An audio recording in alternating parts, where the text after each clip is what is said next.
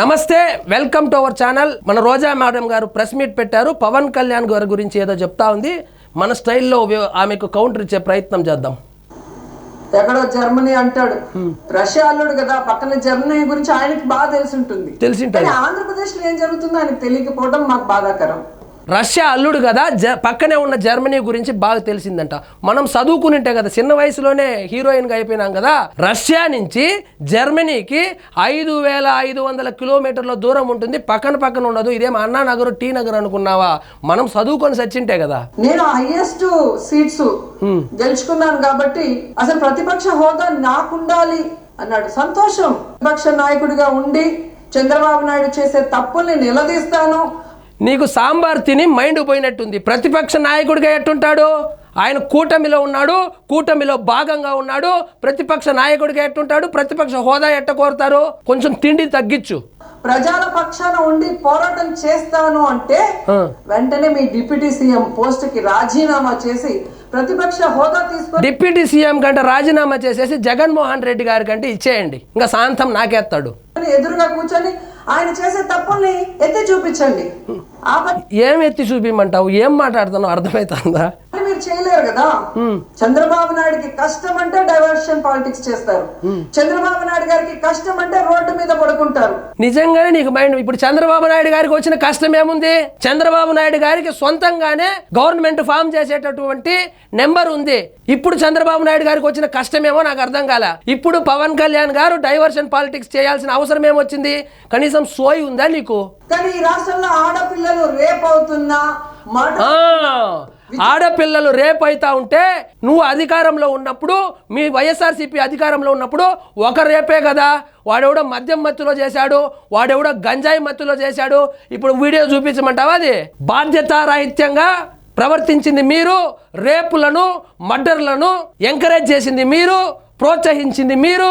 నువ్వు వచ్చి ఈ రోజు రేపుల గురించి మాట్లాడుతున్నావు. ఒకటే కదా రేపు జరిగిందని చెప్పింది. వీడియో ఏమంటావా? ఇప్పుడు ఎన్నికల ముందు మీ స్పీచ్లు ఆవేశంగా మీరు చెప్తుంటే నిజమని నమ్మిన వాళ్ళు, అవును, ఎన్నికల ముందు ఆవేశంగా స్పీచ్లు ఇచ్చాడు కాబట్టే జనాలు నమ్మారు. కాబట్టే 21కి 21 గెలిచాడు. 2 ఎంపీ సీట్లు కూడా గెలిచాడు. అవన్నీ నిజాలు కాబట్టే మీకు 151 నుంచి 11 సీట్లు వచ్చింది. స్కూలుకు పోయిన ముఖమైతే కదా ఎప్పుడన్నా. ఈ రోజు వాళ్ళ చెప్పులతో వాళ్ళు కొట్టుకుంటుంటే అయినా మీకు అర్థమవుతుందంటే అది కూడా అర్థం కాకుండా మళ్ళీ జగనన్నను బ్లేమ్ చేస్తున్నారు. మీకు నిద్రపోయినా, మెలుకున్నా, అసెంబ్లీకి వచ్చినా, బయటకు వెళ్ళినా ఎప్పుడు జగన్ జగన్ జగన్ జగన్ ఎలా తిట్టాలి? అవును, ఎప్పుడు జగన్ జగన్ జగనే. ఎందుకంటే ఆ విధంగా రాష్ట్రాన్ని సర్వనాశనం చేసేసి వెళ్ళిపోయాడు.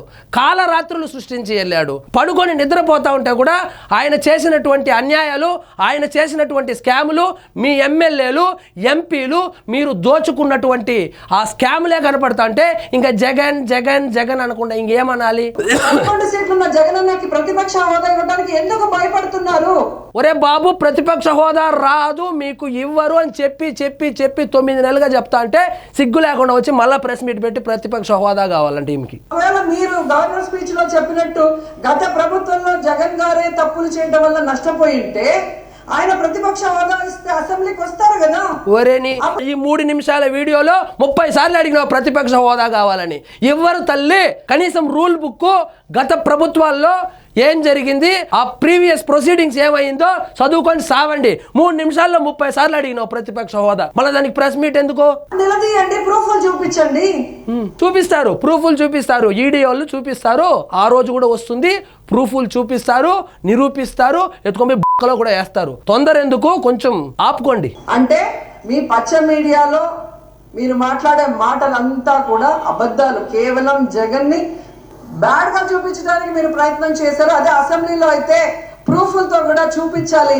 అక్కడ జగన్ ఎంత మంచివాడు, ఈ రాష్ట్రాన్ని ఎంత అభివృద్ధి చేశాడు, ఈ రాష్ట్ర ప్రజలకు ఎంత వెల్ఫేర్ చేశాడు, ఎంత డెవలప్మెంట్ చేశాడో చెప్పాల్సి వస్తుంది. కాబట్టే ఈ రోజు మీరు ఆయనకి ప్రతిపక్ష హోదా ఇవ్వడానికి నిరాకరిస్తూ మేకపోతు గాంభీర్యాన్ని ప్రదర్శిస్తూ జగన్ కు ప్రతిపక్ష హోదా లేకుండా చేసింది చంద్రబాబు నాయుడు గారు, అయ్యన్న పాత్రుడో, పవన్ కళ్యాణో, లేకపోతే రఘురామకృష్ణంరాజో కాదు. జగన్మోహన్ రెడ్డికి ప్రతిపక్ష హోదా లేకుండా చేసింది ఆంధ్ర రాష్ట్ర ప్రజలు. మీకు ఎప్పుడు అర్థమవుతుందో, మీరు ఎప్పుడు నేర్చుకుంటారో, తప్పుల నుంచి నేర్చుకునే ఆలోచన అయినా ఉందా మీకు? నాకు అర్థం కాల. దొంగదారిలో మీ ఎమ్మెల్యేని పిఎస్సి చైర్మన్ మీరు ఎలా చేసుకున్నారో. అమ్మా తల్లి, మీకు ప్రతిపక్ష హోదా కాదు, పిఏసీ కాదు, ఆఖరికి ఎమ్మెల్సీ వచ్చేటువంటి నెంబర్లు కూడా లేదు మీ దగ్గర. ఎమ్మెల్సీ రాదు, రాజ్యసభ రాదు, పిఏసీ రాదు, ప్రతిపక్ష హోదా కూడా రాదు. ఎందుకంటే మనకు వచ్చింది 11 సీట్లే, ఒక డజన్ కూడా రాలే, డజన్ కన్నా ఒకటి తక్కువ. అందరూ కూడా గమనిస్తున్నారన్న విషయాన్ని తెలుసుకోండి. సరే తెలుసుకుందాంలే.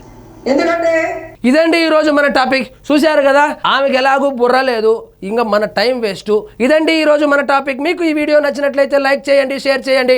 ఛానల్ మాత్రం సబ్స్క్రైబ్ చేసుకోవడం మర్చిపోదు.